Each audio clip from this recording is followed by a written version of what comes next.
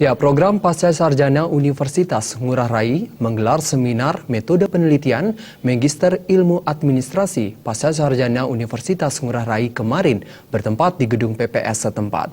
Seminar metodologi penelitian ini wajib dilakukan oleh mahasiswa Magister 2 S2 Ngurah Rai.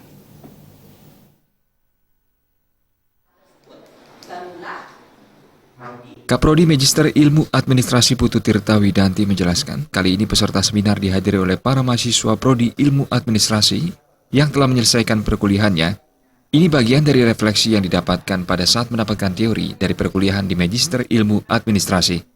Kalangan mahasiswa ilmu administrasi sebagian besar dari pemerintahan daerah, kabupaten, dan provinsi.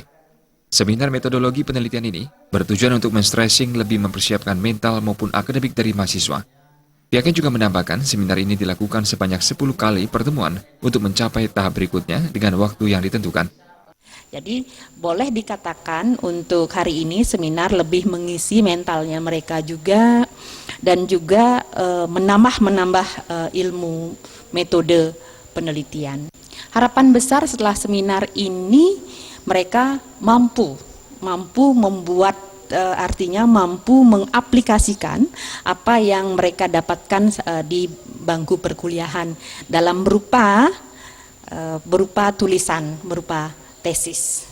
Ya, jadi menulis ilmiah ini tidak artinya karena mereka sebagian besar praktisi ya. Jadi mereka belum apa-apa sudah stres duluan. Direktur Program Pasca Sarjana Universitas Ngurah Rai, Nyoman Suwarta menjelaskan, seminar ini merupakan program dari Pasca Sarjana untuk seseorang menjadi magister di Pasca Sarjana Universitas Ngurah Rai harus melalui 4 tahap.